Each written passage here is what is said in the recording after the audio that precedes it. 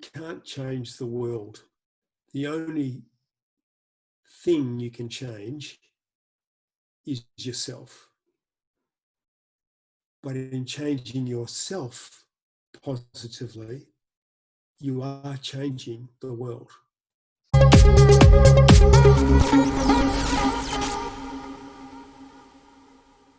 Hello, beautiful people, and welcome to Anyone, Anywhere podcast. So today I have the pleasure to have here Craig Diamond. How are you today, Craig?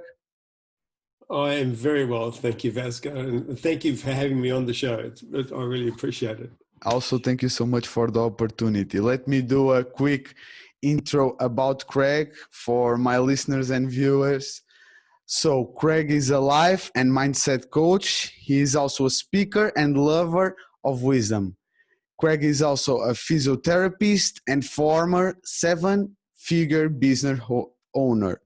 Craig is also married and a proud father of 6 amazing kids.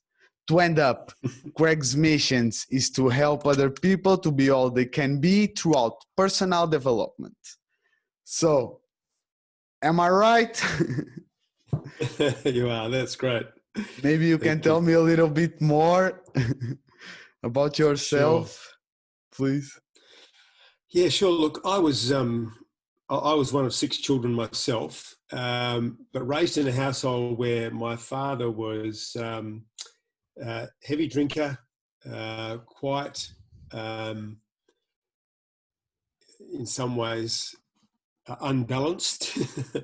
Dad had a few issues, so we had a fairly violent household. It was a difficult household to grow up in. He was a very hard, harsh taskmaster. We experienced a lot of abuse, physical abuse and mental abuse, emotional abuse. Not just my other siblings and I, but my mother as well. And growing up in that household was very difficult. You know, I kind of learnt very early to keep your head down, because if you stayed low profile, then you wouldn't get your head knocked off. If you stick your head above the parapet, you risk it getting shot off. So we learnt very early to avoid Dad, and if we could, if it was possible. So I grew up in a household that was filled with fear. And even though I was raised in probably a middle class Australian situation, and I went to a private school, and there were a lot of good things about my life, our home life was difficult. And so I recognised as I got older that Dad's treatment of us wasn't healthy, and I suffered a lot from, a very poor self-image as a consequence, because he was very quick to tell you who you were, and mostly in a negative sense. You know, you're an idiot, you're an imbecile, you're hopeless. You know, all those sorts of things, but in much more colourful language, which I won't use on your show because I don't want to put people off. But so Dad was a heavy drinker, hard living, and difficult to live with. When I was about 14, my mother who was also a physiotherapist, both my parents were physios actually, and she had left that work and joined a multi-level marketing company after being encouraged to do so by some of her friends. And in that company, they did a lot of personal development work. And she got so excited by the possibilities that information gave her, that she wanted my older brother and I, he was 15, I was 14, to go and do this weekend course. And of course, as a 14 and 15-year-old, you have no idea what it's all about. Anyway, we went and did this weekend course, and I loved it. It was so positive, it was so upbeat, and it gave me a window into a different life. Here, living in the house, I felt so closed and so oppressed. But with the speakers on this weekend, I saw a different life that was on offer, a much more positive life, a life that had opportunity, had possibility and potential, and that it revolved around changing mindset, the way you thought about yourself, and as a consequence, the way you then could think about your life. So that was my first taste. And after that weekend, I got excited, but I didn't know what to do with it. And I didn't know how to keep the ball rolling, how to keep the momentum up. So I started reading, and I read The Power of Positive Thinking by Norman Vincent Peale. Then I read Think and Grow Rich, the great tome. And I went on to read Dale Carnegie's, How to Win Friends and Influence People, all these classics of personal development literature. But I was reading them at the age of 15, and enjoying them. And again, getting more fuel, but again, not knowing how to beat the mindset that I had already taken on about myself, how to overcome this poor self-image, my sense of self-worth, which was, I just thought I was nothing. And so I struggled on reading more of that sort of literature, but still trying to cope with my relationship with my dad, with, trying to work out the meaning of life as you are when you're middle-aged, when you're in your middle teens, you're trying to sort out life out. And then, of course, girls come along and you're trying to sort out your relationship with girls. And, life seems to be offering all this excitement and this opportunity, but I was coming from this very kind of dark space, and this dark space. And then I had a kind of, I guess, a spiritual reawakening when I was about 17, and I had a spiritual experience, and I won't go into that, but it convinced me, one, of the existence of God, that there was a God, that God was real, and that he loved me, which was important. And that kind of revolutionized my thinking in some part about myself. But I was still dealing with the old programming. I was still dealing with the old me, even though I had this reawakening. And then when I was 21, I was actually at university, and I wasn't doing that well in my course. I enrolled in physiotherapy, and I was struggling along. And as I tell people, I was a 50% student. Sometimes I get 49%, sometimes I get 51%. And I was hanging around that 50% mark, and either just falling under or just falling over. And it was so stressful. And then our church group did a course with a guy called Louis E. Tice, an American guy who ran had a company called the Pacific Institute. And look, I'm not even sure if they're still around. They may well be. Louis himself died a couple of years ago, but he remains one of my greatest mentors. I did this course, and it was called Investment in Excellence, and it told me, or reminded me, about all the stuff that I'd done in my personal development courses and books. But he did it in such a way that it kind of put it all together for me. And then he went on to describe some practical steps for changing this neural programming. And that was the first time that I kind of picked up that there were things that I could do that changed the way I thought about myself, changed the old mindset, changed the old programming, and give me a programming that was going to take me forward to actually achieve the goals and go in the direction that I wanted to go. And over the next decade, I actually did lose course about 3 times.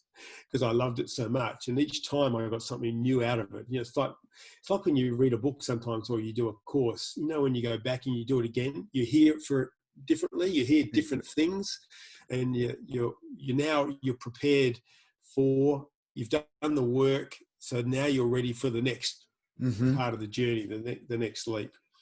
Well, Lou Tice did that for me. And that's where I learned about the process of affirmations, of visualizations, of what a mindset could be. That it wasn't just a set mind, that you could actually change your mind. And then, of course, I was doing physiotherapy, and I was learning about the body, and particularly I did neurology. Now, the power of this course was that I did the course at the end of my 3rd year of physiotherapy. Now, I've got to go back a little bit and tell you that I failed 2nd year physio. I failed 2nd year, 2nd semester. And the unit that I failed was neurology, which was all about brain science, because physios have to do a lot with people who are brain injured. So this was a pretty important part of physiotherapy. And I didn't pass it, so I had to repeat that unit. But you couldn't repeat it the next semester. You had to wait till the unit came around again, which was in 6 months' time. So, you know, I missed a year. And I did that 2nd semester again. And strangely, what I had found difficult with this neurology unit, I actually found quite easy the 2nd time around. And I completed it well. Anyway, at the end of 3rd year, I got to do the first Lou Tice course. And I was able, after that course, to put some of the practical steps that he had outlined into place in my life. My 4th year, I was scoring between 80 and 90% in most of my units that I was doing that year. It had kicked my average performance up from my 50% up to around an average of about 80. It completely convinced me of the power of affirmations, visualization, using positive emotion, all those sorts of things to change brain wiring and a way I thought about myself.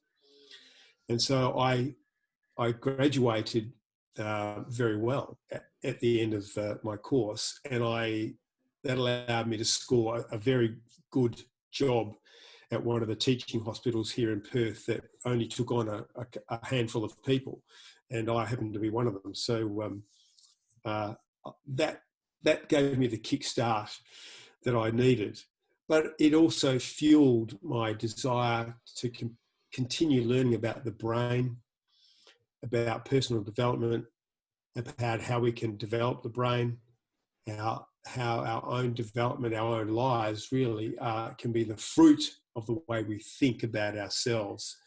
And we're not stuck with that old programming, that we can create new programming, the programming we want to achieve the goals we are looking to achieve.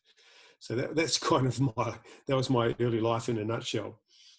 And I've continued that on. I continued on at the hospital for about 5 years. I ended up being the principal physio of the outpatient department. So I was 3rd in charge in the physio department then.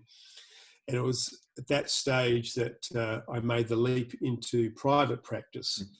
And so I left the hospital system and went into a practice system. And I took over a practice that was my father's practice, which was pretty run down at that stage. My father, unfortunately, was diagnosed with liver cancer. He and I, by the way, had got into a much better space. My father had mellowed a bit as he got older, and I came to a place of being able to forgive him for his past misdemeanours. We actually forged quite a strong bond towards the end of his life. But I took over his rundown practice, and it was just him and a secretary. And I ended up expanding the practice. We had about 19 employees when I ended up selling the practice, and and we were regularly churning over 7-figure income, which is unusual for a physio practice here in Australia. We were actually doing very well. So I sold that practice to a corporate group, and that's what allowed me to then invest more time and energy into my passion, which had been my hobby up to that point, which is the personal development stuff.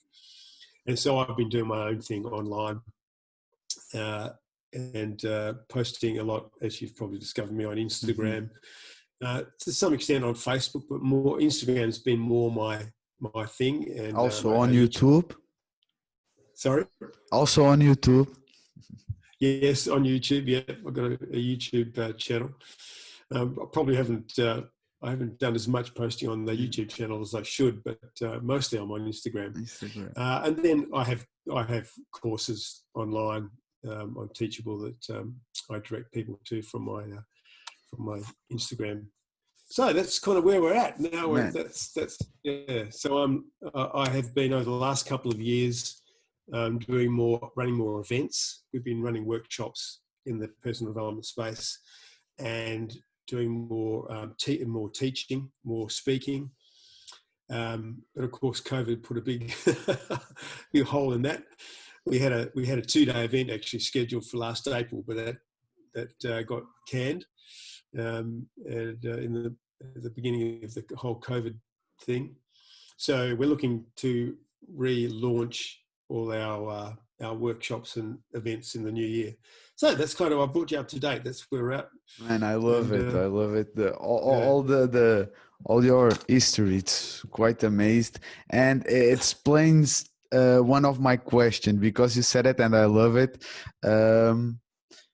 You are a person that has a personal development strategy, and I was asking myself what Craig means with that, but I understood since a young age, and you were exposed to personal development.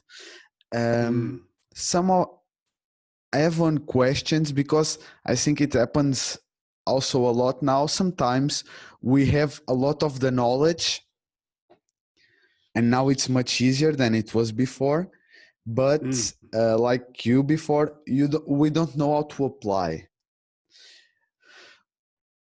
How do you think that we can start changing that?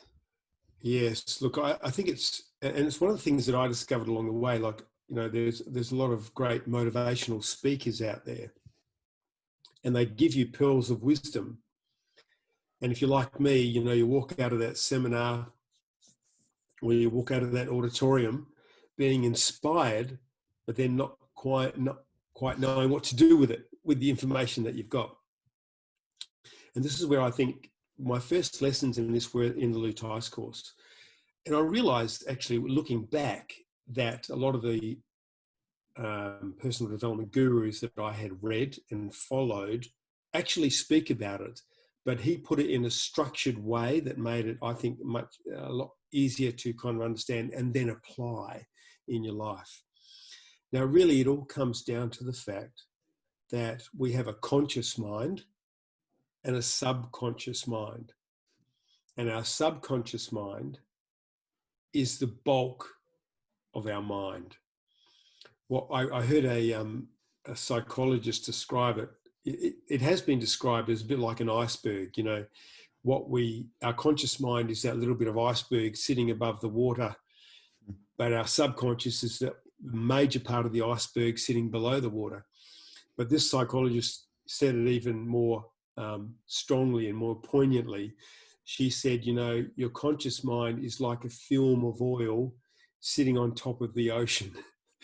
The ocean is the subconscious. The film of oil is the conscious mind. And I think that's very true. Our subconscious is incredibly deep and incredibly powerful. It gets built over our lifetime, but more particularly in that first 6 to 10 years of life.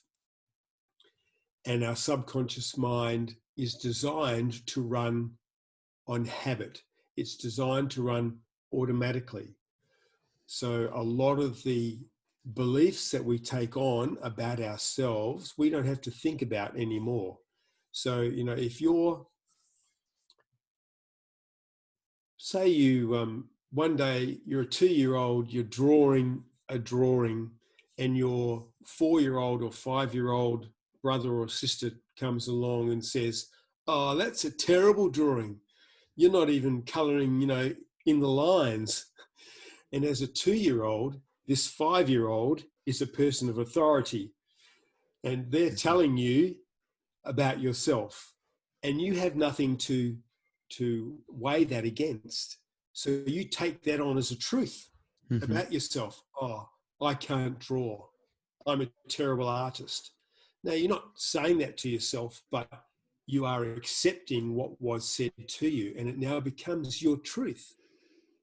Now, the job of the subconscious is to take that truth, that belief about yourself, and make it an automatic thing so that you don't have to think about it anymore. Our brain is all about energy. It wants to save energy. So once it's got a belief established, it files the belief away for you so you don't have to think about it or worry about it anymore. But now, for the rest of your life, possibly, you go into life thinking, "Oh, I'm a terrible artist and I can't draw." All because of some 5-year-old's comment when you were 2. But that's the belief, that's the wiring, that's what your brain has decided. That's you. Okay, that's you. All right, we'll keep that on file for you. So the next time the teacher in grade 3 asks you, "Oh, come up here, Greg, and paint this drawing of a," "Oh no, I'm not going there, because I know that I'm a terrible artist." And so all you do is you reinforce that old belief. So that subconscious gets built and built and built with beliefs, and some, maybe they're true, maybe they're not. Most of them are probably erroneous because they're beliefs that you have formed, not because you formed them, but someone formed them for you.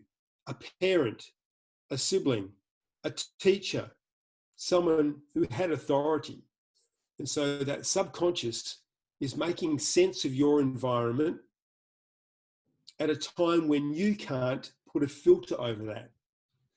Now, if you've got a strong sense of self, say you're 17 or 18, and someone says to you, "Oh, you're a terrible drawer," and you go, huh, "Get nicked.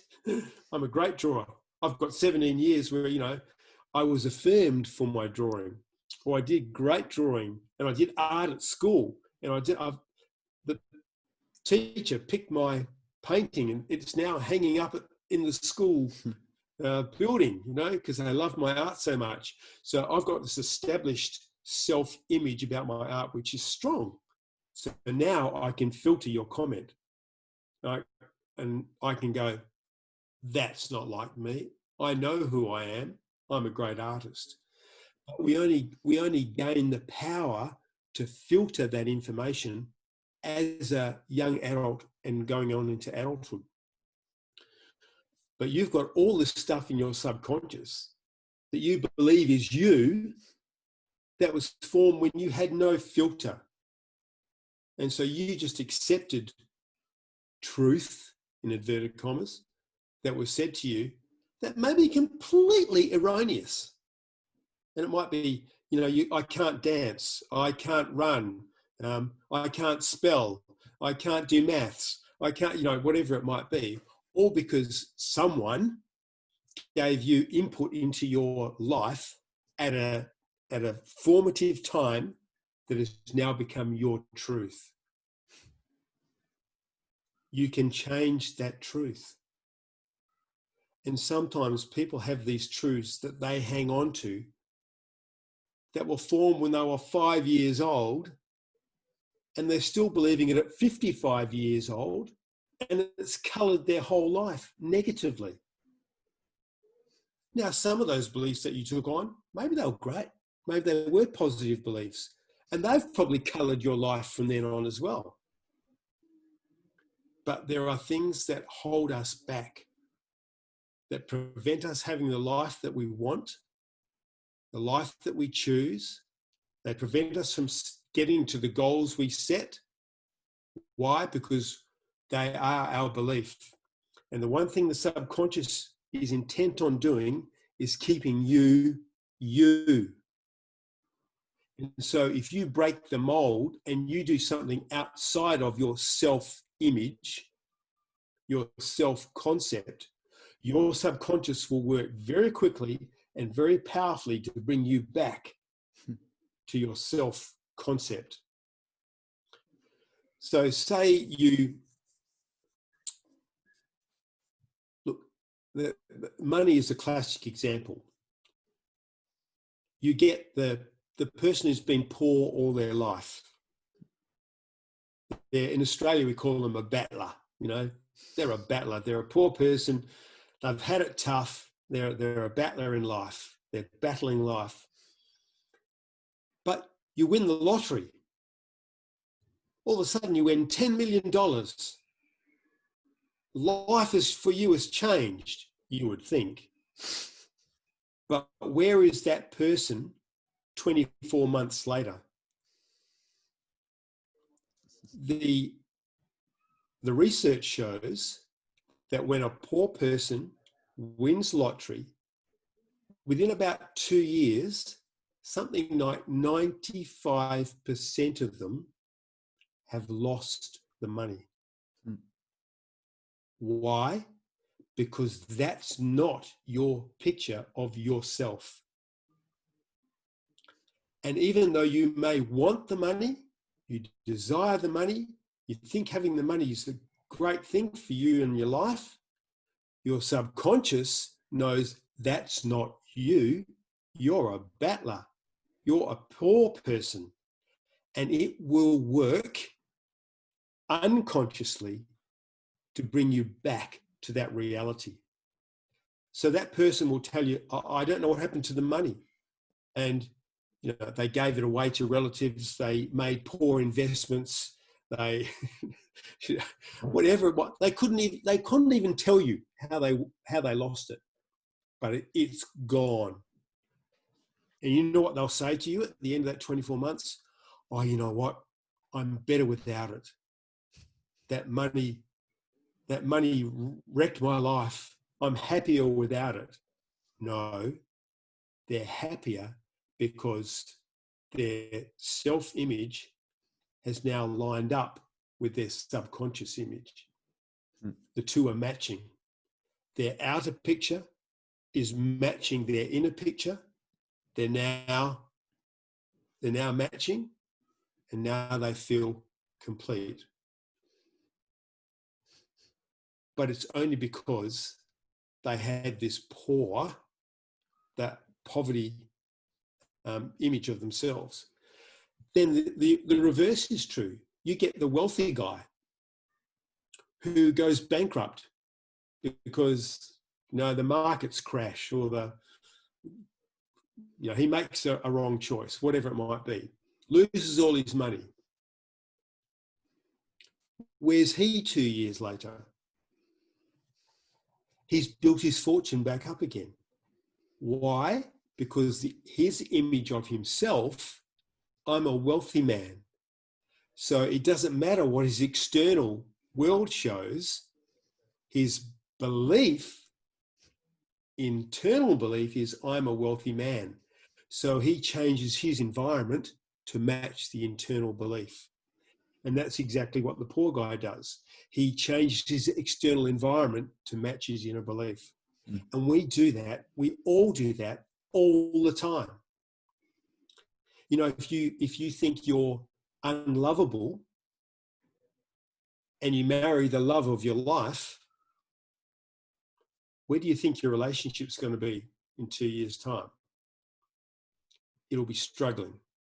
If you believe you're unlovable, then how can you exist in a loving relationship? Mm-hmm.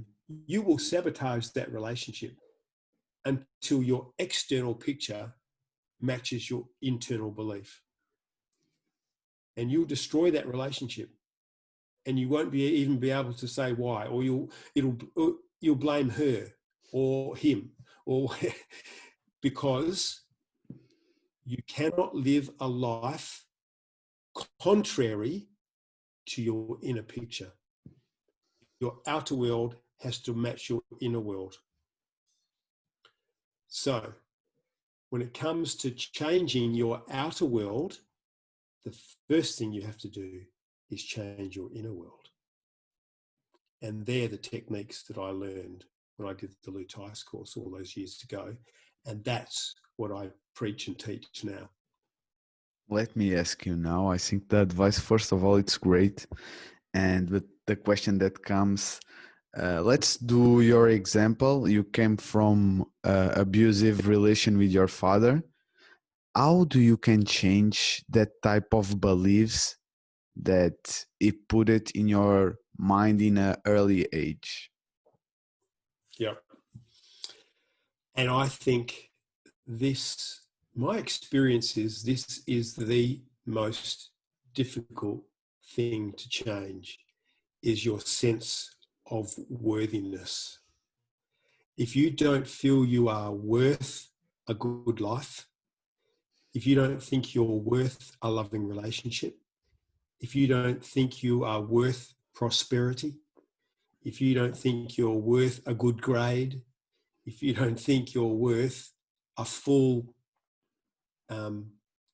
and joyful life, then you will not be able to either construct it, or if you even construct it, you won't be able to sustain it. Somewhere we have to find a sense of worth and significance. And that's a lot of what I kind of get around to people to preach and teach. Now, I will say for me, a cornerstone of that, and this may not suit all your listeners, but I found that in my faith, in the belief that there is a loving or powerful God, and that I was made with his likeness and image, gave me some cornerstone of belief that I was created for a reason.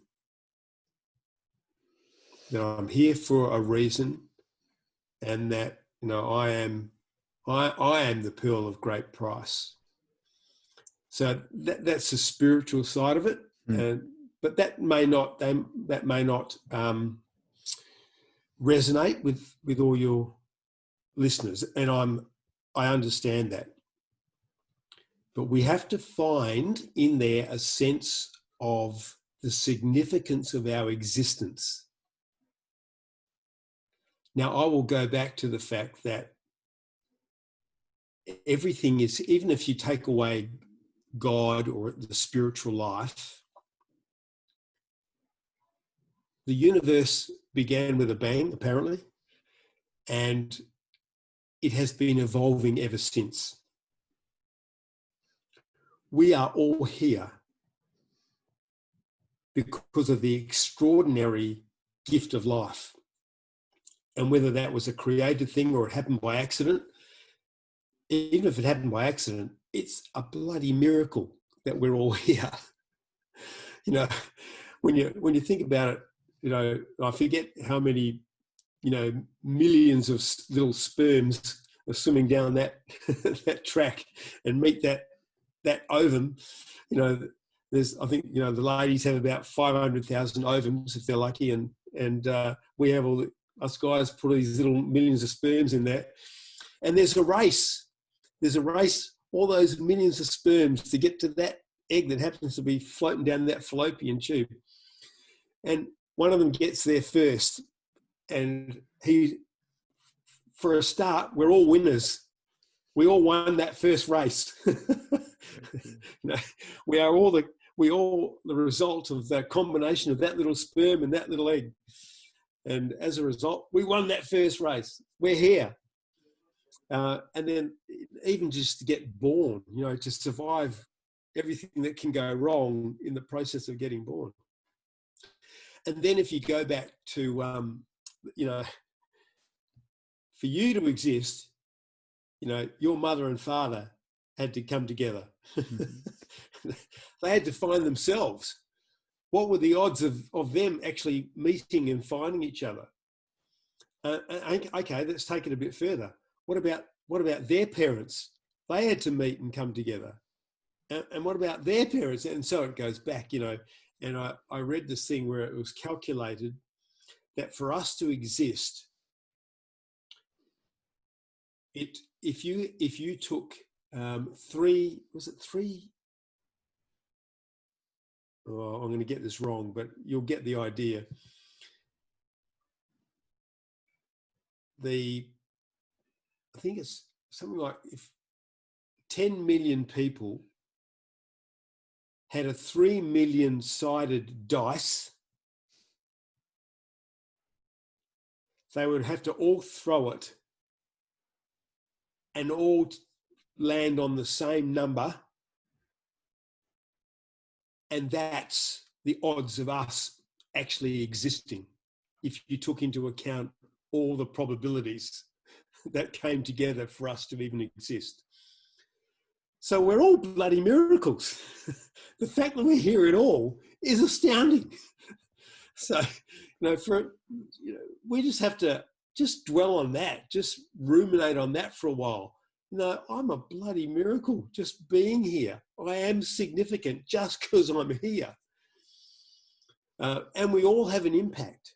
I hear people saying, chaos theory, the chaos theories, about if a butterfly's wings flutter in the Amazon somewhere, the results of that are a cyclone over on the other side of the planet. What chaos theory tells us is that everything matters. Everything we do sends out a ripple. Every step we take on this planet Earth has an effect, a vibration. We expend energy. We change the image on the sand that we impact.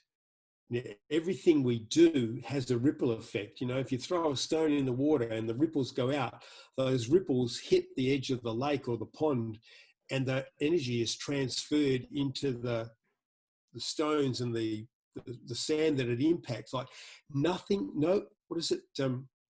Energy, Einstein's thing, energy is neither created or destroyed. It just changes form. Everything we do, the fact that we're speaking, we're expending energy. Energy is going out into the cosmos almost. We have an impact not just here on this earth. We're aware of some of our impact because of the effects that we have on our ecology and on the climate and all that sort of stuff. But, there is impact at an energy level everywhere. We are surrounded by energy. We are changing energy. We are expressing energy. So we are significant. Every single one of us, whatever we do, we are having an effect. And I think it's taking on that mindset that each of us is significant. We're here for a reason. We are worthwhile. We are here to do something, to be something, and to create something. We have, your average human being, we are creative. We want to do something, we want to be something, we want to make something. That's just us. That's just who we are. And to give ourselves then that belief and then every opportunity to express who we are. I'm much more into the mindset of it's about uncovering everything we can be.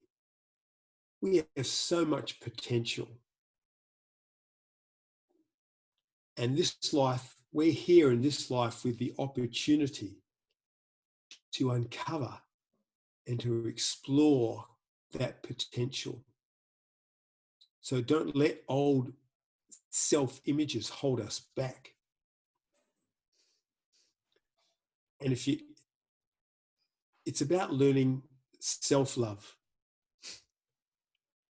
that we are worthy of loving ourselves and giving ourselves permission to be all we can be.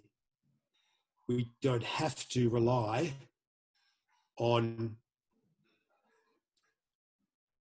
the love that maybe some of us were denied by our upbringing or by our environment.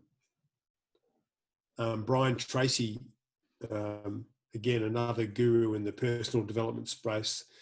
And Brian's, well into his 80s now, but still going and still doing this work. And one of my all-time favorites, one of my mentors. And he basically says, one of his comments was, all the world's problems come down to love denied. Did I get that right? Something like that. But basically, people not experiencing love and therefore not feeling worthy. I do think sometimes that can be a hard hole to fill, but it's not impossible. And that it can be gained, I think, from a spiritual sense, but it can also be gained from a self sense. We can give it to ourselves. We can give ourselves permission to be loved and lovable. Even an older self, I did this exercise with a psychologist once where he said, can you go back to that 5-year-old self? Because I was describing this experience where, which was pretty hard. It was difficult. It was painful as a 5-year-old. And he said, can you be there as your older self and talking and loving your younger self now? And that was a great breakthrough for me. I could do that. I could go back as my older self and see that my 5-year-old self and be there for me and speak. I imagine myself holding my 5-year-old shoulders, and saying to myself, it's okay. You're going to be okay. You're doing all right. You're surviving. You can do this. You'll get through this. You are a worthy, worthwhile human being. Holding my little face in my hands. So go back even as your older self and comfort and love your younger self. I know that sounds like it's a bit woo-woo, but it's a great kind of meditation to do and to love on your younger self. And there's a healing in that. And look, I am a great advocate of going speaking to, psychologists, counsellors, perhaps people in your church or spiritual mentors that you might have, because sometimes that needs that little hole, that lack of love that happened back there. It may need a bit of healing, and healing does come. I've seen it, and it can be very powerful. But sometimes you need someone to guide you through that. So if you can't do it with the psychological tools that we use in the personal development space, it can certainly happen with the mentoring and the guidance of people skilled in that sort of healing. Does that make sense? Man, completely. Did I answer your question? No, and with a lot. I will do like a quick conclusion, and after you will tell me if I'm right or not. I took, first of all, like, see yourself as is a miracle, like just to be alive. I think it's absolutely amazing. Second one, as an observer of the little child or the trauma that you had in life. And the third one, I will say, if you need a mentor, someone that knows more than you, can be some professional or somebody that already had passed for the same than you know? Absolutely. I'm big on mentors. People, as you say, people who've gone before you, Hmm. people who can lead the way, people who've got experience in that area. And you know, there's some great people out there. And yeah, definitely seek mentorship. I think it's quite important. It comes also with some question. You are a lot into spiritual. Tell me, you were talking before when you were doing when you were talking about your intro. Which it was your spiritual experience that you had? I think it was at 21 or something like that. When It it was actually was when I was 17. 17, Okay, you okay. want to go there? Of course, because I think it's something important. Okay, sure. Um, Look, when I was 17, and I had I'd been raised Catholic and Roman Catholic, and I'd kind of left the church really as a 13 or 14-year-old. You know, I'd done the big questioning thing. You know, what is this all about? And you know, questioning whether God really existed. And I was on my atheist or agnostic bent, really, probably more than atheist. Um, didn't know, didn't care, and you know, didn't really want it to, you know, interfere in my life. Um, and I one night, my father had been drinking heavily, and he got into a fight with my mother, which wasn't uncommon. Um, and we kids used to we knew when to retreat, you know, when to hide. And you could tell that it was escalating, you know, things were getting worse in the fight. And my brother and I had adjoining rooms, and we were both kind of tense about what was happening. And then we kind of heard my father hit my mother, and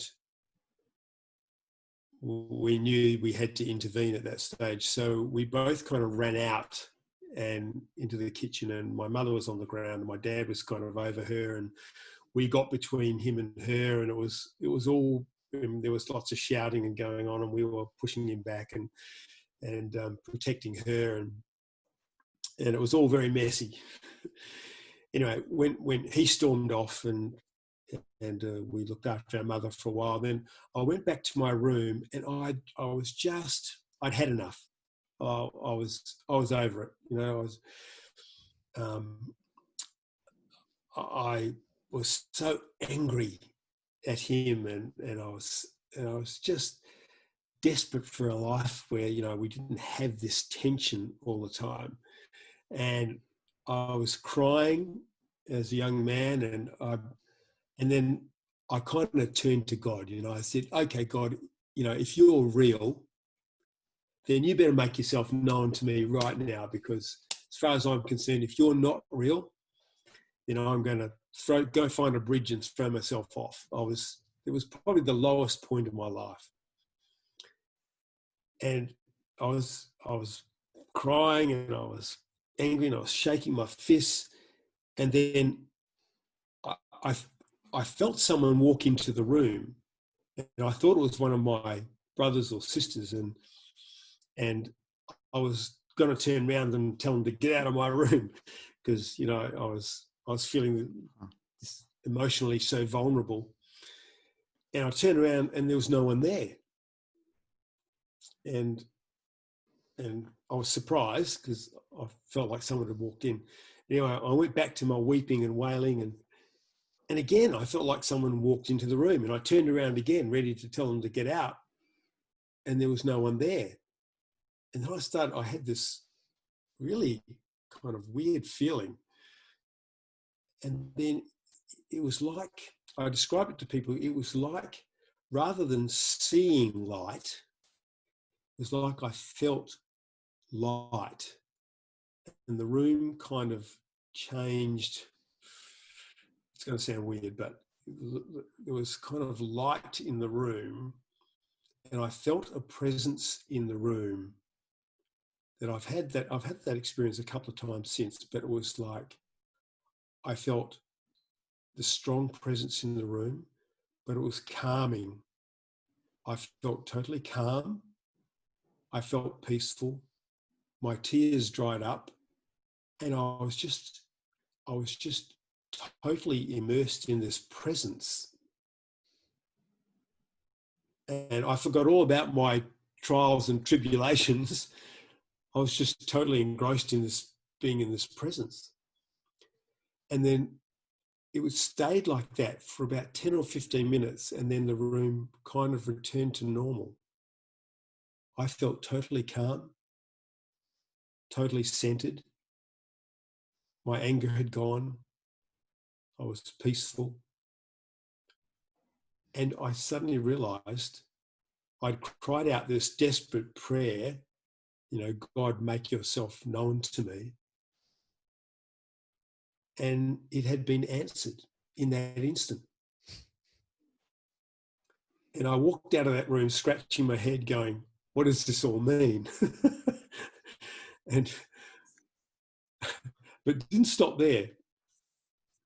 The next morning I woke up and I was still thinking about this experience, and I was thinking, with all my reading that I'd done on psychology and personal development, I was thinking, no, I must have psychologically, I must have constructed that.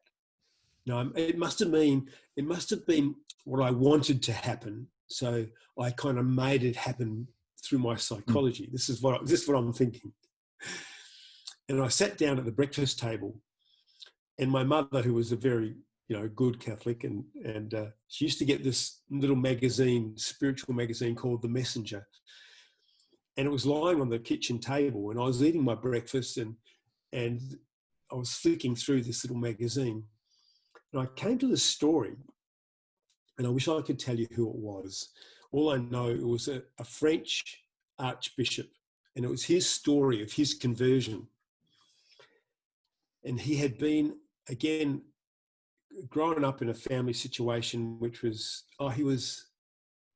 his family were originally refugees from Russia after the Russian Revolution. They had settled in France, and he was an angry young man, angry at the world and the fact that his family had to flee Russia and blah, blah, blah. And he was at the Sorbonne University as this angry university student. And he had joined the anarchy movement. He considered himself an anarchist. He turned his back on religion, and he was just this angry young man, angry at the world, angry at everyone. And one day he was so angry at everyone in the world, and he was sitting in the university library at the Sorbonne, and he decided that he was going to do himself in. He was going to get a gun and he was going to blow his brains out. And he happened to look up, and in the bookshelves opposite the desk that he was sitting at, there was a Bible. And he got this Bible. He said, okay, this is why I got interested. He said these words. He said, okay, God, he said, I'll give you one more chance, one last chance. He said, make yourself known to me. Otherwise, this is it. I'm going to do myself in. So he reaches up and he grabs this Bible and he gets it down and he starts leafing through it, not really being, familiar with it. But he starts reading, I think, somewhere in the New Testament. And he looks up because he has the sense that someone sat at the table opposite him, but there's no one there. So he looks around. He goes back to his reading. Again, he has the sense that someone has sat down at the table. So he looks up again. There's no one there.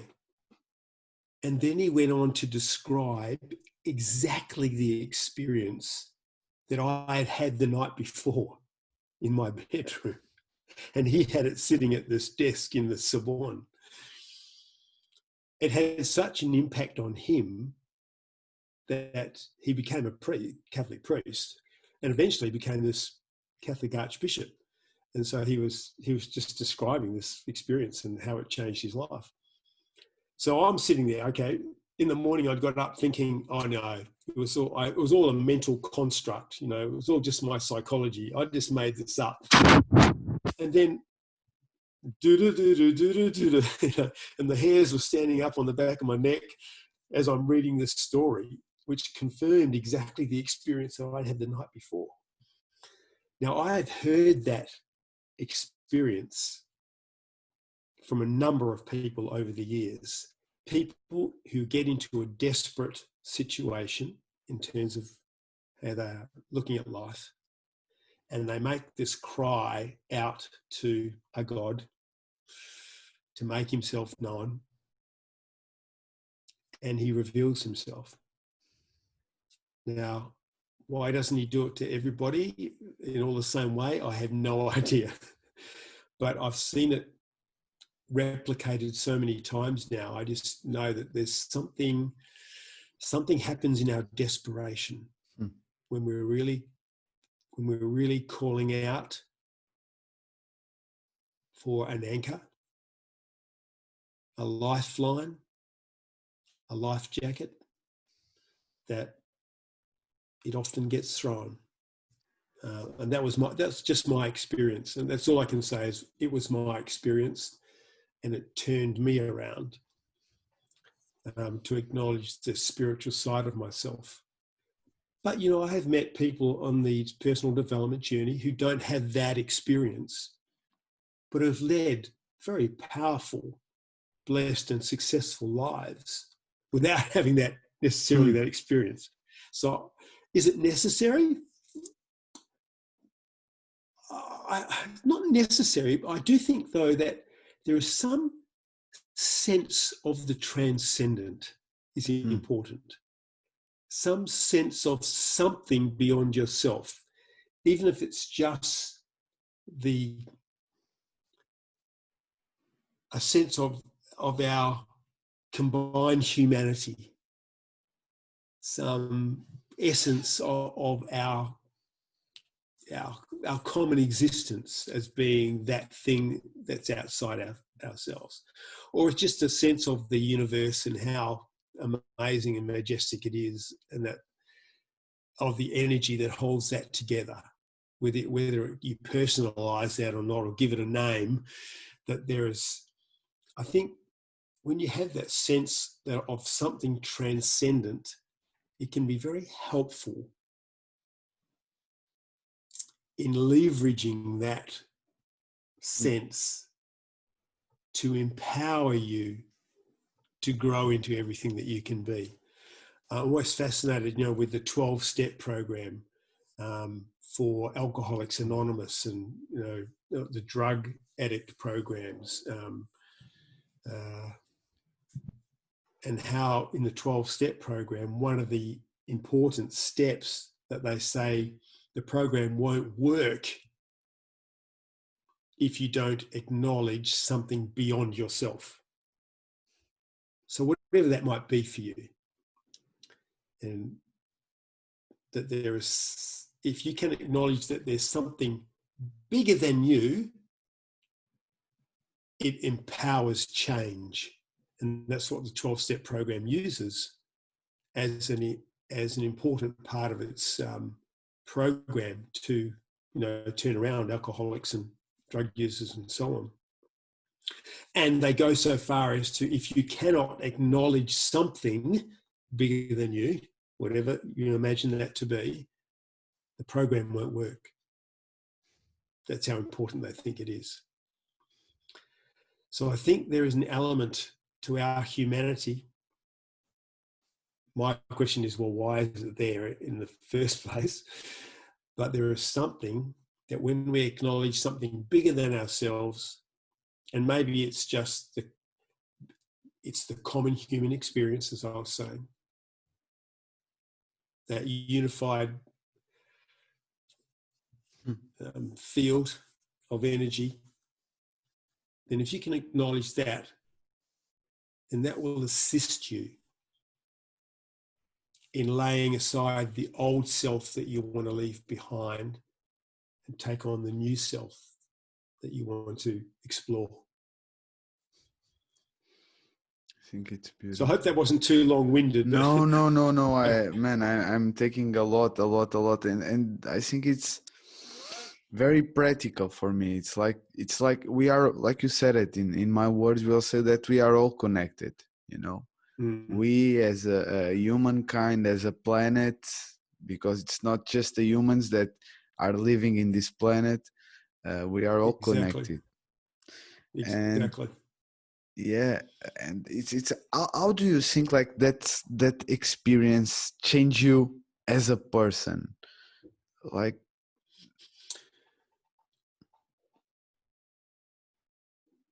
I think it goes back to that.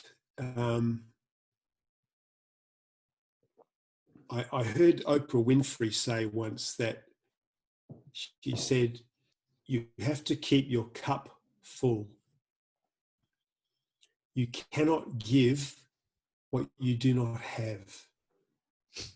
And I heard Dr. Wayne Dyer say a very similar thing. You know, that you cannot, I can give you a banana, but I've got to go get some bananas to give you the banana. And if we don't have a sense of our own worth, value, and significance,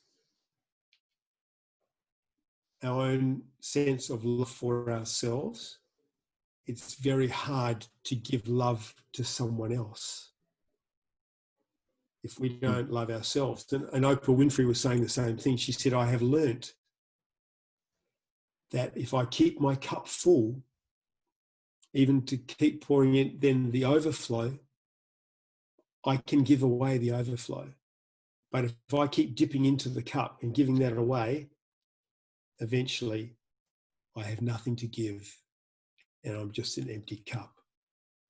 So what that experience did for me was I realized my worth,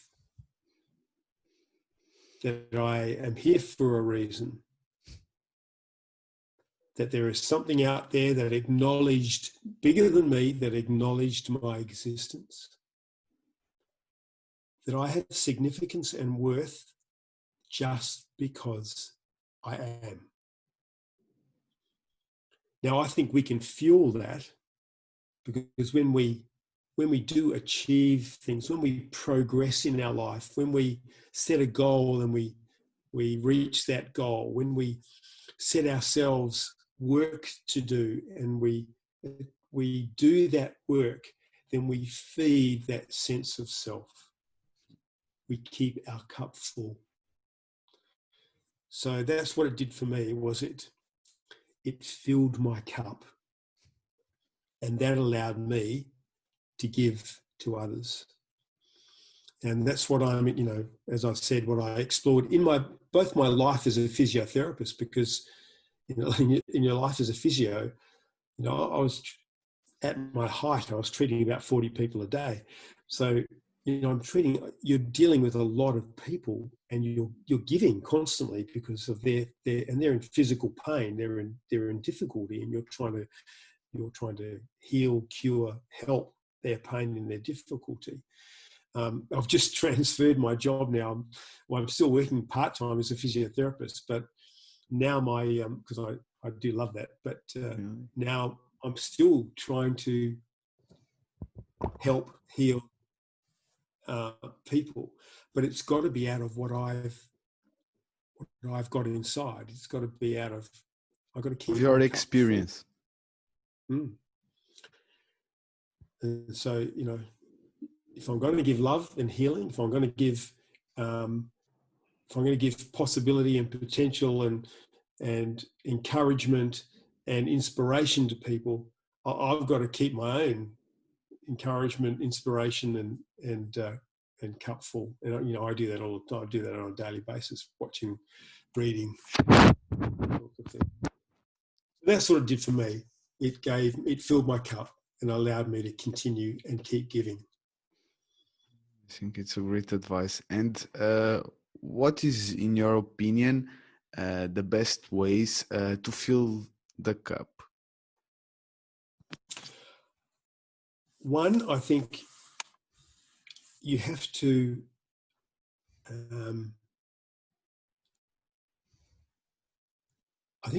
to practice mindfulness. And if your people, if your listeners are au fait with the work of Tolle, the practice of mindfulness, his books, Eckhart Tolle, he talks about being present in the moment. We human beings are interesting. It would seem, unlike any other animal, we can live in our past and we can project into the future. Now, we can drag the negative things of our past up, and we can reconstruct them. We can live in them. We can have a horrible experience from our past, and in a heartbeat, we can reimagine that, and we're back there. We're back being bullied at school, or we're back being beaten by a father, or we're back in a horrible relationship that went awry. In our imagination, we can be back there like that, and we find ourselves, oh God, we're living all those emotions again. Or we can worry about our future. Oh, what's going to happen with this virus? Will it get me? Will it get the family? Will we all be poor next year? It hasn't even happened yet. We're already making a catastrophe of it. It's already a disaster because we've made it in our imaginations. So we human beings have this ability to drag up the negative past and then project negativity into our future. And as a result, rather than being present in the moment, we're living out of the past that's gone. Or we're living in the future that hasn't even come yet. And we're creating hell on earth in the moment because of what's been and what hasn't even come yet. We're bizarre. But when you're mindful, when you're living in the moment, you think, you know what? I'm sitting in this chair. I'm having a great conversation with you. I'm warm. I'm comfortable. The electricity's on. The lights are working. I just had a lovely cup of coffee. I've got water on tap. In this moment, I have no worry. I have no fear. I'm present in the moment. So that's one thing, mindfulness. Being grateful is a really important one.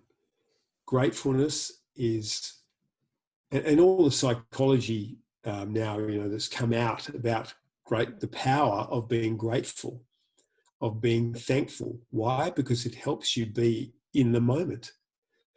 Because when you start being thankful for, oh, thank you for electricity. Thank you for the sunshine that we had today. Thank you for the patients that I treated and the blessing that they were to me. Thank you for the income that came in. Thank you for the blessing of being able to pay for things and give my abundance back out to the community in the services that I was given today. Thank you for my beautiful wife and my great kids. There are so many things to be grateful. When you start listing them out, it's amazing the peace and the tranquility that comes on one's spirit. And you start turning off that desire to leap into a fearful future, but to be present now in the gratefulness. So I think mindfulness, gratefulness, and acknowledge progress. Acknowledge where you've come from. what you've been through, and the milestones that of your life. I think we are way too quick to go through the milestones, the things that we achieve. Enjoy the things that you've done. You know, at the end of the day, you know, ticking off your to-do list, you know, the 3 to 5 things that you hope to accomplish that day, and acknowledge, yeah, I did that. Yeah, that was a great thing to do. You know, acknowledge progress. One of the things I've got on my website, and I speak about it often. Earl Nightingale, who was on that first weekend, personal development weekend I did when I was 14 years old, was it ended with listening. It was on in those days it was on a vinyl LP. There you go, and it was Earl Nightingale and his famous speech, "The Strangest Secret." It's a classic. You can find it on YouTube. There's lots of copies of it, and you can have a listen to it free of charge. It's freely available. And the quote, I should get this right. Hang on. No problem.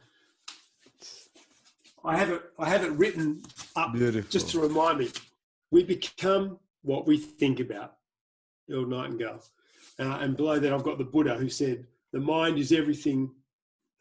What you think, you become." But that's the quote I heard. We become what we think about, and that was the first mind transforming thing for me. We become what we think about. You know, is that a reality? And that was the question I asked myself then, and I've discovered it's the truth. And all our brain science, our neurology, our neuroscience, our psychology is telling us that now. We become what we think about. And that's how we program our brain. And our brain never stops in terms of its ability to grow and to change and to become more. So we have that now, that power and potential. We become what we think about. So Earl Nightingale was instrumental for me. But this I think happiness centers around, or our sense of fulfillment centers around this mindfulness, being in the moment, being able to be in the moment and enjoy the moment. Gratefulness, being able to see and be grateful and thankful for the things that we have. And then progress, celebrating our journey. Oh, yes. And the other thing, the reason I said all that was Earl Nightingale had another thing. He's got his definition of success, which I've got as my thing on my website. Success is the progressive realization of a worthy ideal or goal. And he deliberately puts in the progressive realization. Why? Because it's not in the reaching the goal that transforms us. It's the journey to the goal. It's who we become on the journey. And it's a bit like life, really. You know, one day we're all going to be on our deathbed, but it's going to be about the journey. Who have we become when our days will be no more? What has the journey done for us? And we've got to celebrate that journey, celebrate the progress, celebrate the wins along the way. That would be my take on it. Man, I really, really love it. And Like really a lot. I don't know what to say really, but and I have some questions also, as Sure. normal. Where you put affirmation and visualization on that? So we start with mindfulness, be grateful, and let's say celebrate the little wins that we have, our daily wins. Where you put affirmation and visualization? They are key to my life. They are the fundamental psychological tools that I discovered when I did my Lou Tice thing, and they still form the backbone of my life. So every morning, every night, religiously, I have a list of statements. You know, you might call them affirmations. I call them affirmations. I've heard some people call them incantations. Some people like spells, you know. Some people, in fact, I've got a list here. Some people, they call them all sorts of interesting things. Declarations, I've heard people call them declarations. I think it's just everyone's kind of getting their own spin on it, you know. People call them aspirations, incantations, affirmations is another one, declarations. So there's lots of ways. What they are basically they are statements. Generally, they should be first person, present tense, positive statements of the person you wish to be or become.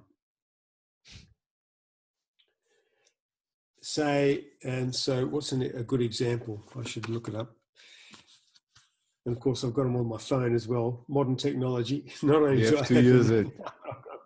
you do. So I'll get one of my affirmations up. I've got a few lists, but one mistake I think people do is that they can sometimes do too many. So okay, here we are. So here's one.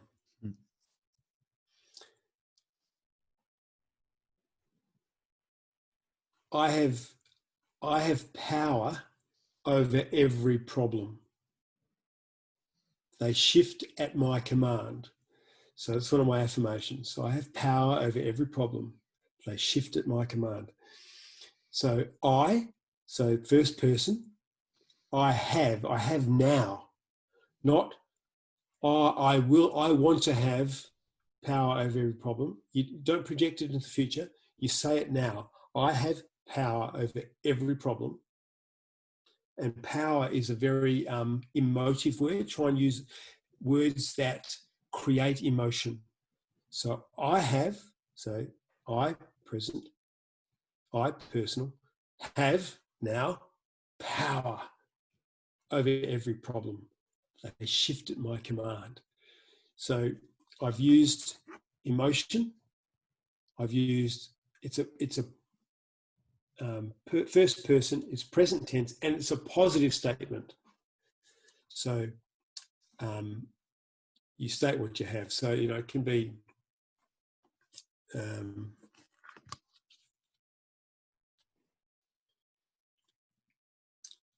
what's another one? Letting the cat out of the bag here, aren't I?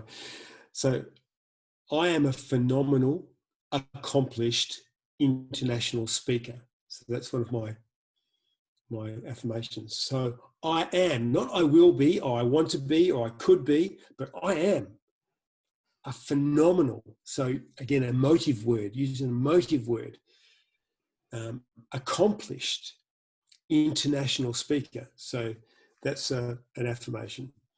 So you write these affirmations out and then you repeat them morning and at least twice a day, preferably 10 times a day if you've got the time and opportunity. Some people I know set the timer on their phone to go off every hour, which reminds them, get out my affirmations, go through my affirmations. Preferably, you can say them in your head, but preferably say them aloud because the spoken word has more impact on your subconscious. And then then and this is where visualization comes in. After saying that, okay, say if I say, I'm a phenomenal, accomplished international speaker, then I see myself, I pause and I use my imagination and I see myself standing on an international stage, speaking to a large audience. And I see myself speaking boldly, with great zest and enthusiasm.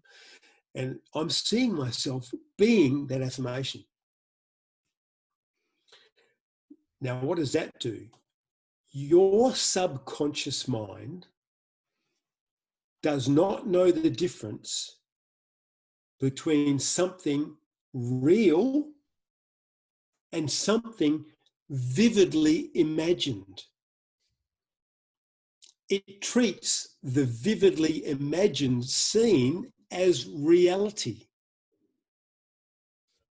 So it's now seeing you being the international speaker. Okay, then you come back to reality. Oh, I haven't done that yet. What that does, when you have reality, but then you paint this vivid picture and you keep doing it, you create a tension in your subconscious. It's faced with, oh, this is the reality. Oh, no, it's not. It's this. The psychologists call that cognitive dissonance. Is the discomfort that grows in you between reality and this imagined future. Eventually, that discomfort becomes so strong that your subconscious has to bring it into reality. Well, it'll do one of two things. It'll make you so uncomfortable that it'll bring you back to the reality. Oh, no, the poor man who loses his money. Oh, I'm back. I'm comfortable now. Phew, I'm comfortable because I'm back being, who I think I am. Or it provides the drive and energy to become the new person. The choice is up to you.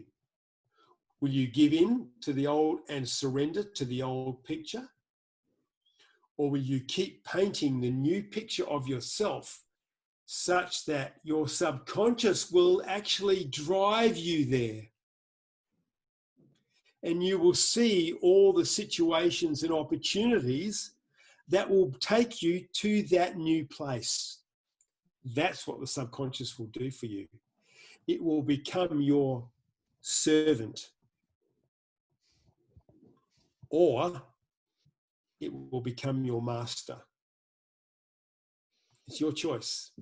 But by the power of your emotive affirmations and your strong visualizations, you can create the future you want and then provide the drive and energy to achieve it. That's the power of the psychology of affirmations and visualizations.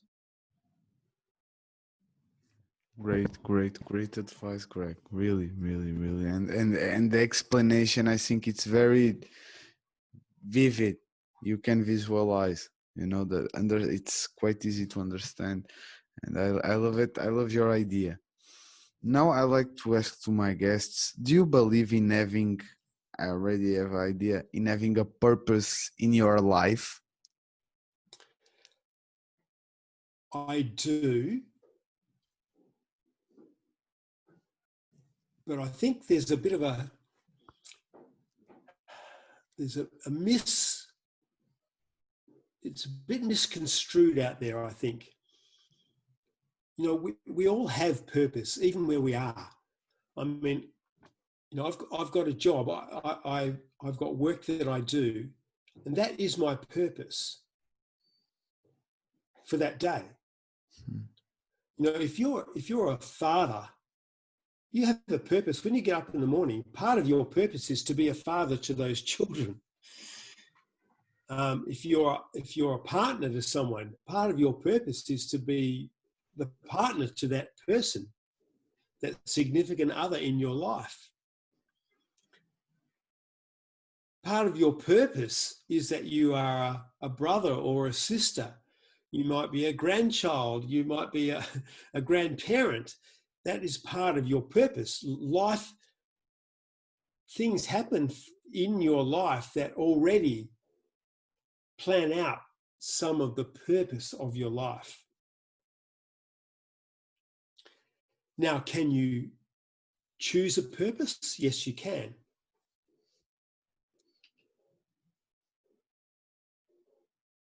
I'll just use this example because stay with me here. I heard Mahatma Gandhi say once, he was being interviewed by an American female journalist who was quizzing him on the Indian practice of arranged marriages. And she was having a bit of a go at him and saying, what do you think about this, these arranged marriages, in Indian culture? And he said, oh, yes, he said, you in the West, you marry the one you love. In the East, we love the one we marry.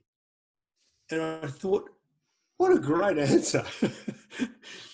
And in a sense, people can go around, oh, I'm waiting for my purpose to come, And I think it was, I heard Seth Godin say this.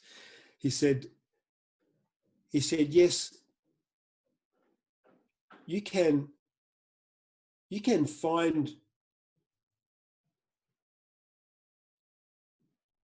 the job you love, or you can love the job you're in. And there's an attitude change that can happen, because if we're looking always out there, our purpose is coming. I've got to look to the universe to find my purpose. We may miss what is actually being revealed on a daily basis. And we may find when we invest in the work we're doing, we find a greater purpose reveals itself. It's interesting to me that sometimes maybe a higher purpose is revealed in life, but you know where it often comes? It comes from suffering. It comes from pain. There's a cricketer, I know probably in in Germany and in Portugal, you're probably not into cricket, but not that often. But cricket is a big sport here in Australia. Yeah. We love our cricket. There's a famous cricketer here who lost his wife to breast cancer. And it was very sad. And his name is Glenn McGrath.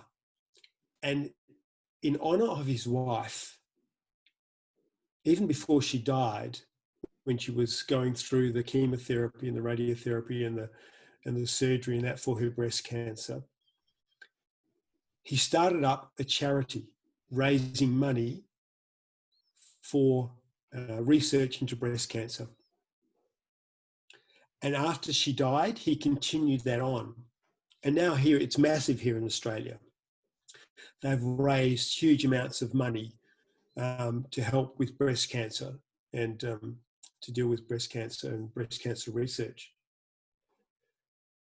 And he's devoted a big part of his life to that. And he's found a very powerful purpose in that. But it came out of the pain of losing his wife. I know that we have, there's a couple of women here, mothers, who lost both their daughters to bullying. Their daughters suicided because of bullying at school and online. And they started up a foundation to address bullying in schools. it's now very big, and they have programs now that are run through schools throughout Australia to stop bullying, or to, to understand the mechanics. And that purpose, which has been extraordinary, came out of the painful experience that they had. Or even giving yourself, a number of experiences. There's, in one of my talks, I talk about, forgive me, I can't remember his name now, but he was a sailor, and he went on one of those, big race around the world, where they sail right around the world. And he was on one of those big maxi yachts, and he was astounded at the pollution in the ocean when they were sailing around the world, and wanted to do something about that. And when he came back to Australia, and so he started a day where they would clean up Sydney Harbour, just the harbour in Sydney. And so they had this massive day, and he just asked for people to come out and help volunteer to pick up the plastic and the debris that was around the shoreline and sail around and boat around the harbour and to pick up the debris.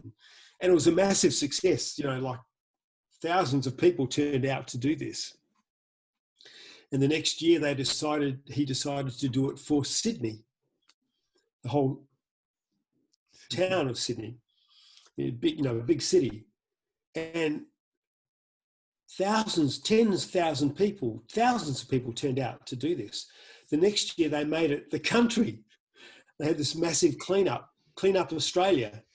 100,000 people turned out Australia-wide to do this big cleanup. Anyway, it's gone worldwide now, this clean up the world thing. And they've got things where they're cleaning up the oceans, and countries do this, And so out of his hobby, really, his sport, he saw something that he thought he could do some small part to help.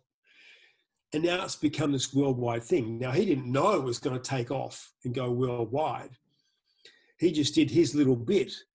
But in that, he found a higher purpose, and it took off. But it grew out of what he was already doing. So sometimes, people can think that I'm going to sit down and meditate under the apple tree and wait for the universe to tell me what my higher purpose is. No. Get out, do the things you're already doing, try and do them as well as you can and do them better, and then do more stuff. And along the way, things will be revealed. You will see some part that you can play in making the world a better place. And that's how I think purpose comes into people's lives. Does that make sense? Man, love it, Craig, love it. Each answer, it's like a drop of knowledge, really, and wisdom. It's, wow, it's amazing. All the content that you are giving to me and for the viewers and listeners, a lot. And it comes, so if you can say that you have a purpose or a higher purpose, which is yours? Mine. My desire is to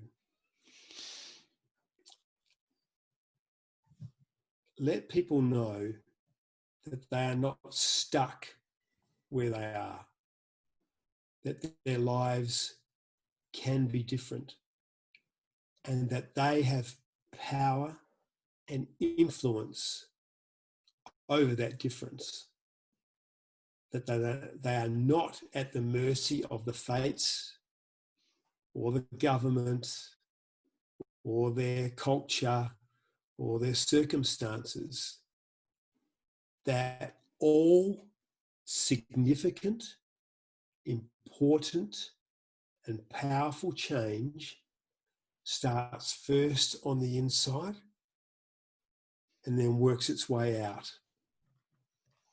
And we can change the outside by changing the inside. and that every human being has the potential and the power to do that with their life. That's my message. I totally And agree with you. particularly for those who, like me, who maybe came from a background where their sense of self-worth, their self-image is poor, that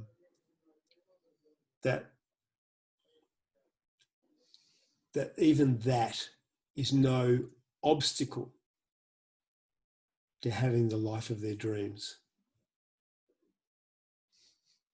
Beautiful. Really, really beautiful. And Thanks, Pascal. I love it.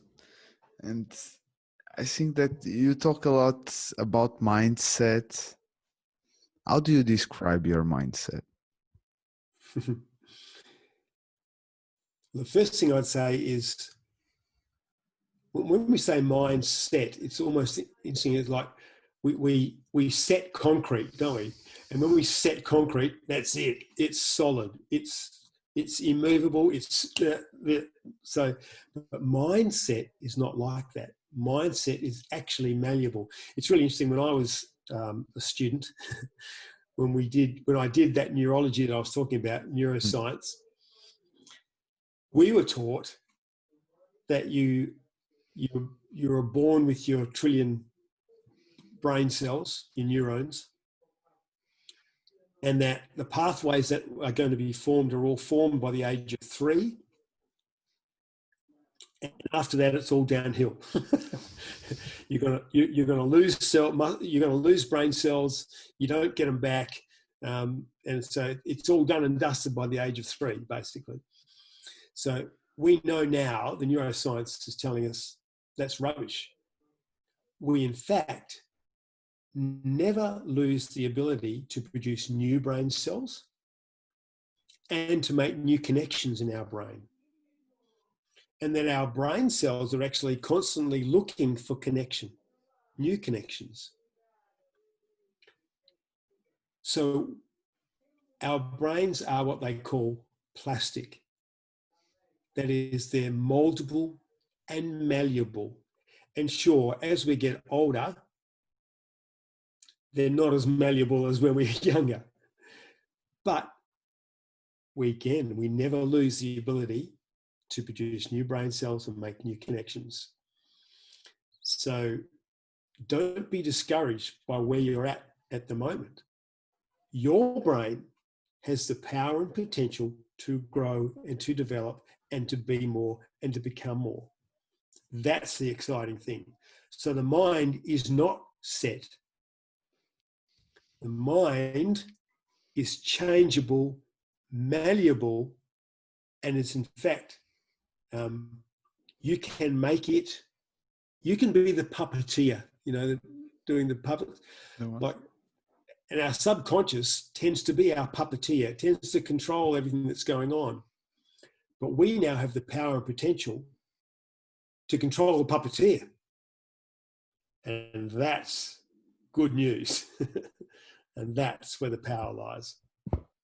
Exactly. You have the tools to work it on. Like, exactly. Yep. It's for me, I will say that it's like going to the gym. It's a muscle that you have to work it every day. Like you were saying, like, I want to, I like to also to know a little bit about routines that you already told about, the affirmations that you do every morning and with the visualizations every morning and every night, some habits and some daily routines that you have. Sure. First thing I do when I get up in the morning is I meditate for at least 20 minutes, meditation, prayer, call it what you like. That will often actually go to about half an hour. Then I like to exercise. So I either do some Tabata workout or I go for a run, and I do some weights. And that will take me half to 3/4 of an hour. Then I like to, I'll always watch something inspiring. like a YouTube video, or I will read one of my many books that I'll be going through at that point in time. And then often something will come up in that, what I'm watching or what I'm reading, that will trigger some thoughts in my mind, and I will write. So, in fact, so every day I will write something, and often that writing will form a basis of what I will then do later as a post on Instagram. So yeah, meditation, exercise, read or watch something inspiring, write something straight away that has inspired me, and then I'll get about my day. Now, my day at the moment is that my mornings are mostly left to do that sort of thing. So then I'll obviously have breakfast and do my ablutions, and then often I will do my Instagram post, and then I may also put some stuff on Facebook and blah blah blah.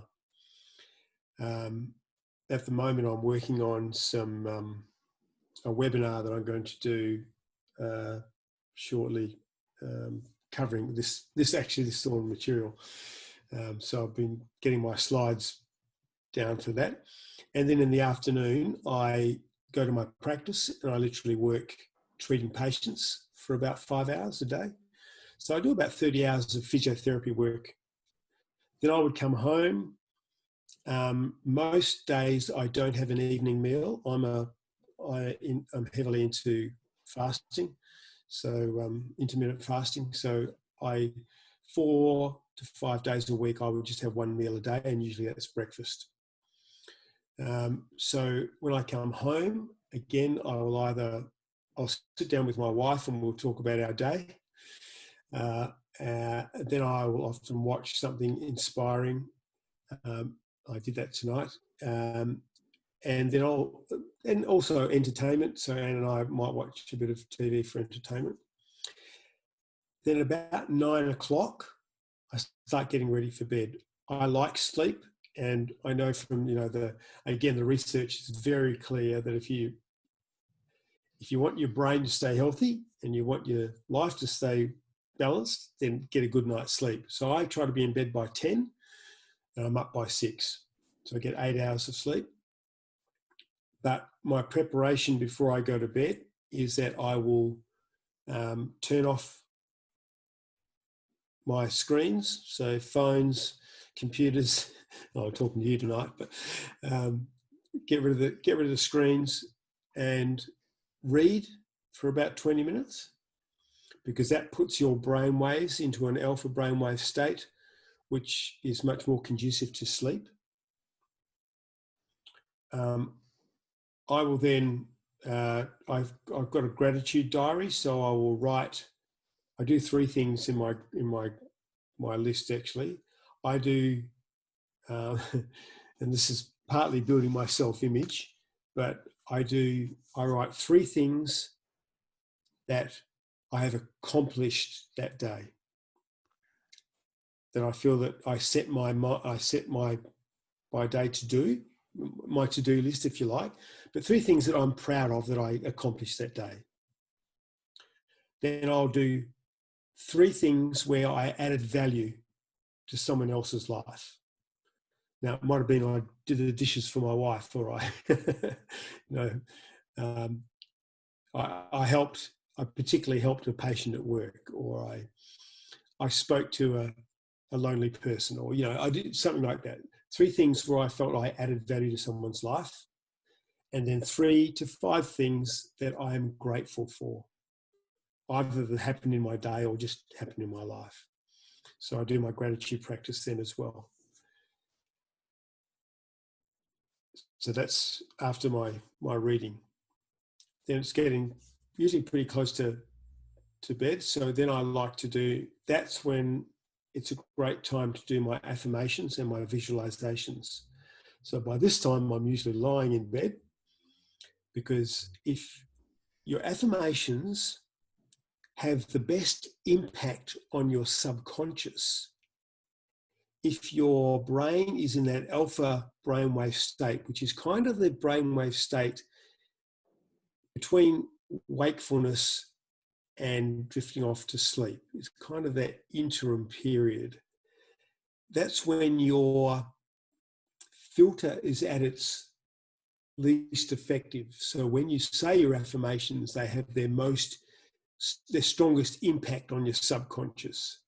So when you're trying to sell your subconscious on the new picture of you, that's often the most powerful time to do it. So I try to do my affirmations, say my affirmations when I'm in that kind of drifting off, drowsy almost state. And again, I use say the affirmation, then visualize. See yourself being that person. And then I'll close my book up and then I'll hopefully drift off to sleep. I do use, so I do some breath work. So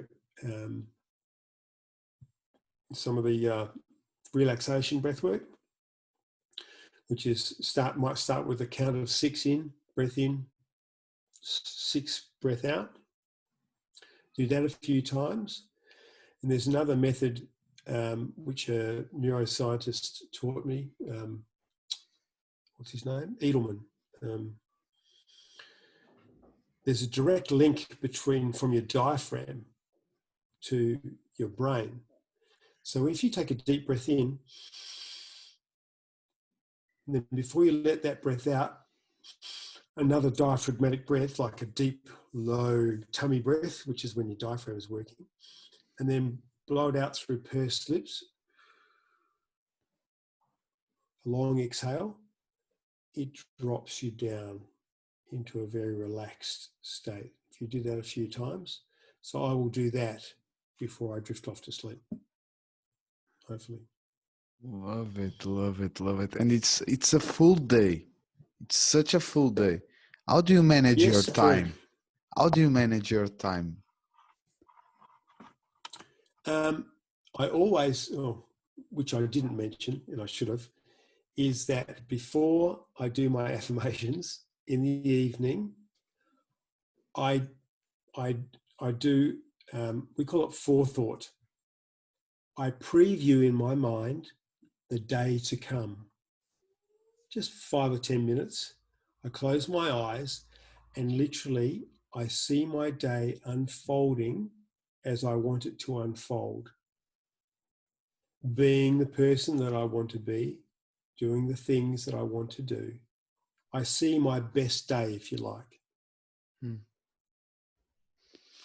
And it's amazing how when you do that, when you pre-plan your day, how often it comes to pass in, maybe not everything, but in large part, it kind of flows as you've imagined it will. So it's a very powerful thing. People talk about quantum physics, and I'm really into quantum, understanding our universe in a quantum physics and quantum mechanics kind of way. And I do, whether, again, it's, woo-woo, I don't know, but it's strange how it is when you imagine, when you spend the effort to imagine something happening as you want it to happen. It doesn't happen all the time, but it seems to weight it in your favor. I'll do it when I'm going to go somewhere to find a car park. If I'm going into the city and I want a car park near where I'm going to be, I imagine myself finding a car park near or at the place I want to go to. And you know what? I would say 80%, 90% of the time, that's exactly what happens. Somehow, we have the power to preset our life. So again, use your imagination, use the power of visualization to see your day before it happens unfolding as you wish it to happen. How did we get onto that? No, You but asked the question. it's just, yeah. See, have idea of the movie, or the that you want to do in the next day. You know, you are the actor. Try to Yeah, visualize how do you want the movie to go. I will describe exactly. it Yeah, like that. I think Dr. Joe Dispenza calls it a mind movie. Exactly that. Really Yeah, nice. you create your mind movie. Yeah, it's true. I think it's Amazing how often it works. I think it's a great idea. And also for the ones you touch in a subject that I also like, for the ones that don't know nothing about fasting. What is fasting? Oh, we're getting onto it. One of It's my pet. everywhere. It is. And look, I've done it seriously, probably for about the last 5 or 6 years. I do it. I did it initially to lose some weight. Okay. I read the Michael Mosley book, Dr. Michael Mosley, who wrote the 5 and 2 Okay, diet didn't book. read yet. Um, Great book. If you're starting, if you're interested in fasting, it's a great book to start with because it's not a difficult way to do it or an erroneous way to do it or a difficult way to do it. It's about what we've discovered with fasting is that the human body was probably never designed to have 3 meals a day and to be able to constantly snack. When we were tribesmen running around on the African savannah, we might, kill an antelope and we might feast for a couple of days, but then we might not kill an antelope for a week. And we might be, if we're lucky, we might be eating a few yams or some berries off the tree or some nuts we find on the ground. So our bodies are used to feast, fast, feast, fast, feast, fast. And it seems like our metabolisms operate best when we have periods where we don't eat or we eat minimally. So much so that they've discovered that if we fast, we reduce our risk of several different types of cancers, particularly the most prevalent cancers like breast cancer, prostate cancer, bowel cancer. We reduce our risk of diabetes, particularly diabetes type 2 and associated conditions like metabolic syndrome. We seem to reduce our risk of dementia, Alzheimer's, and other forms of brain decay. It's virtually the only thing that is proven to improve longevity. In fact, so increase lifespan. It's obviously a great weight loss thing. It can really ramp up your control of weight. So for that and multiple other reasons, it improves cognitive function. So not only does it reduce your risk of Alzheimer's and dementia, but it improves cognitive, improves brain function just normally, particularly when you start running on ketone bodies, which is a part of the process that fasting leads to. So for all these reasons, that's why I fast. I initially did it 5 and 2, and what that means is 5 days of normal eating, 2 days in your week where you fast, relatively speaking. So for men, that's keeping your input for the day under 600 calories. For women, under 500 calories. And there's a recipe book that goes with that if you're interested, so that you get the meals right in terms of the number of calories. And I lost about 10 kilos just doing that 5 and 2 over about a year, and felt better for it, better energy, and my health improved. Then I kind of plateaued, and I was reading more about the other health benefits. So I wanted to take it to another level, particularly as I'm getting older. I want to keep my brain intact so that I can do this work for the next 30 years. So I read a book called The Complete Book of Fasting by Dr. Jason Fung, F-U-N-G.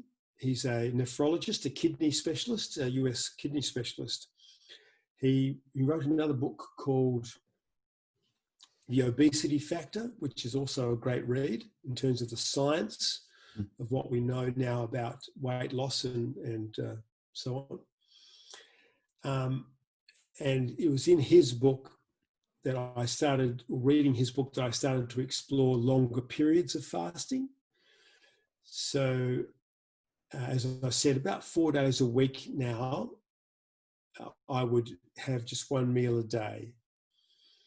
The other days, I'll have like a Sunday where I don't bother. I just treat it like a normal day and eat anything, drink anything. On a Saturday, I'll tend to do a 16 and 8 where I miss breakfast, but I'll eat between a 1 o'clock and 9 o'clock window. That's another way of fasting. It's called the 16 and 8 diet. So you can look that up. And so I would do that virtually every week, but then about every 3 months, I would have a 3-day fast where I just drink water, have tea or black coffee for 3 days, no food. And then about once a year, I would do a 5, 6 or 7-day fast. And that really kicks in with some powerful healthy things that your body does. Your body kind of renews itself. There are a couple of processes that I won't go into. One's called autophagy and one's called apoptosis that get fired up by fasting, particularly longer versions of fasting, 3 to 5 to 7 days. And when you do that, your body goes through a renewal process. Very good for your skin. Very good for it speeds up your body's replacing itself. Cell replacement occurs quicker and better, and it gets rid of old cells. Blah blah blah. So I would do that. Now I worked into that over a number of years. I didn't just go cold turkey. Although Jason Fung's patients do, because often they're obese, and he basically puts them in the clinic and they go cold turkey, no eating, but with fantastic results. But I grew into it, and I tested myself. It's like exercise. I didn't, you don't start off running a marathon. You walk down the street 100 meters and come back. That's how you start, and then you challenge yourself more and more and more, and so that's how I do that now. But yeah, I've probably enjoying. In fact, I've just had a colonoscopy. I've just had a whole set of bloods done. And look, I'm 61. I'm not on any medication. My colonoscopy was clear of any cancer. My bloods all came back really great. My cholesterol levels, my blood sugar, all that's good. So it's all good at the moment. And I intend to pursue that level of health for the rest of my adult life. So fasting is a great way to improve your health on a number of levels, particularly if you've got weight issues. To be able to use fasting to control weight is really great. I will say that Michael Mosley has well, it's not new now, but it's called the 800 Fast, which is a different way of fasting as well. That book is worth a read because he's kind of modified the 5 and 2, and that people may find that easier to start with. But anyway, there's lots of books out there now which talk about the good science behind this. This isn't just hoo-ha. This is It's very powerful stuff. And it's interesting, every spiritual tradition in the world has some degree of fasting attached to it. And so the benefits of fasting physically and spiritually have been known for thousands of years. The ancient Greeks practiced it. So, it's not new. It's just that the science has caught up with all the benefits of it. So yeah, no, it's great. Oh, I love it, and really, really love it. And after, I think it's nice because with the exams that you did a couple of days ago, it comes with the scientific part that helps, that gives some. Okay, it's not. Oh yes, definitely. Yeah. It's not just, oh, I feel better. No, actually, all the tests are showing that things are going really well. No, exactly. And if you do it for 6 years, it's something that is with consistency. Exactly. It's cumulative. Yep. You were talking about books. Can you advise me some of the books, not only for fasting, but with this conversation, that you think that me and the listeners and the viewers will like to read? Yep, sure. Oh, geez, so many. What would be my favourites? Well, Think and Grow Rich by Napoleon Hill was one that I started with, and I've reread about half a dozen times. And it's a really interesting book because you get something different from it every time you read it. It's really, really interesting. And there's some updated review, modern versions of it, which are well worth chasing up. The Power of Positive Thinking, which I do love, is probably a little bit, might be a little bit antiquated for some people. It's quite a religious book. It's a Christian book. So he takes it from that perspective, and some people might be comfortable with that. Some might find that more difficult. From a more modern perspective, look, you can't go past Dale Carnegie's How to Win Friends and Influence People. If you just want to learn how to relate to, that's still a classic, and it's still a brilliant book. From the more modern perspective, The One Thing by the guy Keller. Okay. Great way to look at focus in your life, how to plan your life, focus on the things that are important, how to get the most out of your day and your life. Things like, books like,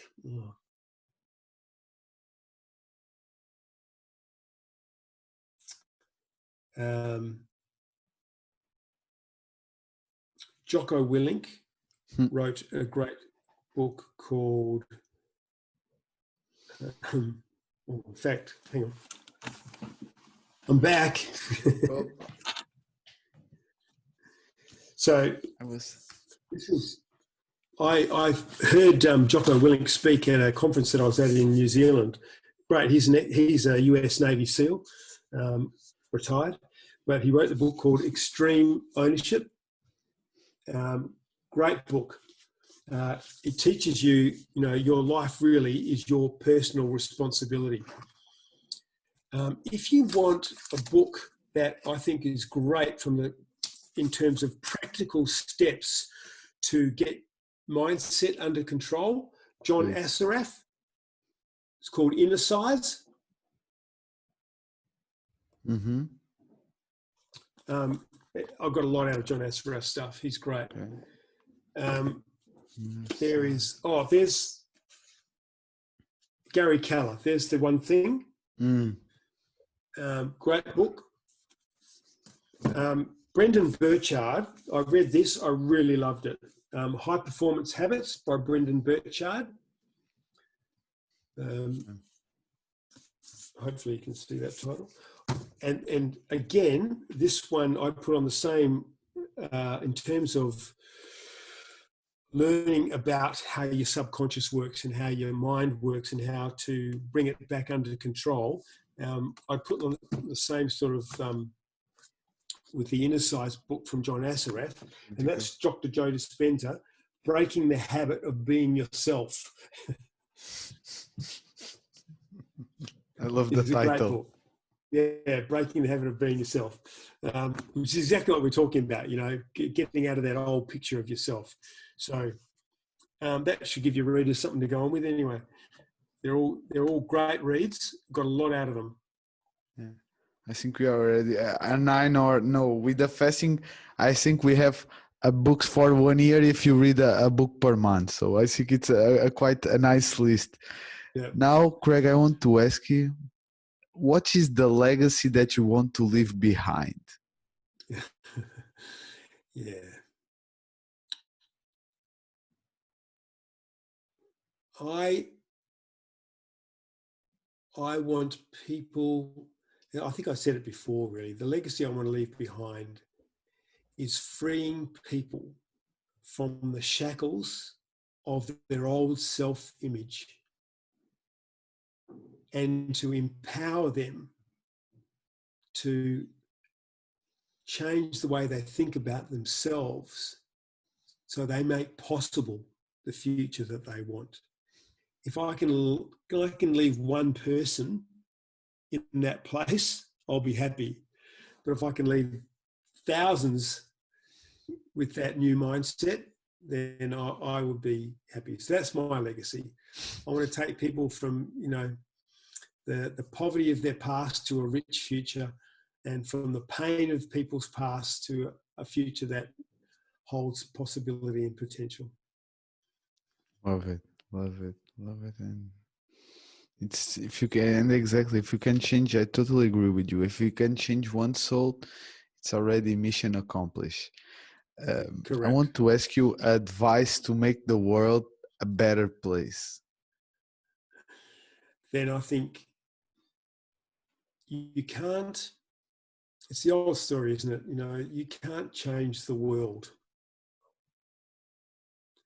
The only thing you can change is yourself. But in changing yourself positively, you are changing the world. And the influence, the ripples, as we spoke of earlier, that go out from you being the person, as Oprah Winfrey would say, the best version of yourself. If you're that, you've already changed the world. You've changed your world. And in changing your world, you will change the world. So begin with changing yourself. It always comes back to changing yourself. Any last thoughts or advice that you want to give me to me and to the listeners and viewers? No, I think you've wrung me dry, mate. I think it was the longest that I had until now. Almost 3 hours, Oh, is I that right? think. Oh, wow. Okay. Time goes fast quickly when you're having fun. It was a man, and the quantity of wisdom that you give and the way that you give the simplest. But please, if you have any last thoughts or advice, I'm here. No, I think no, I think I'm done. I'll leave you with this. I've got it up on my wall in front of me. That's why I'll say it, because James Allen, who was an American philosopher in the 19th century, the greatest achievement was at first and for a time a dream. The oak sleeps in the acorn. The bird waits in the egg.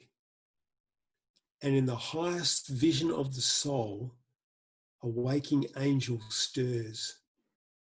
Dreams are the seedlings of reality. So your dreams, all our dreams, they're the seedlings that we plant that can become our reality.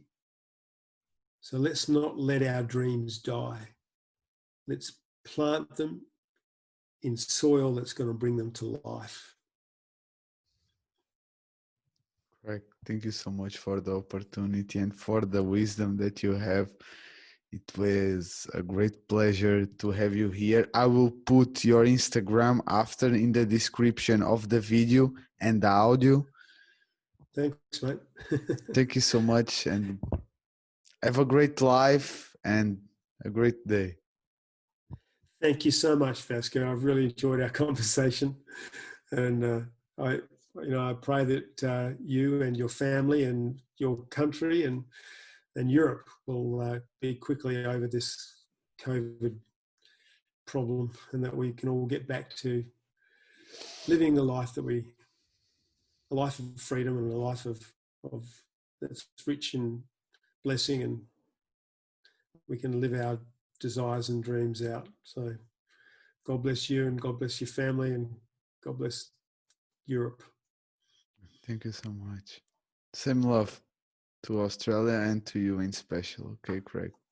Thank you so much. Thanks, mate.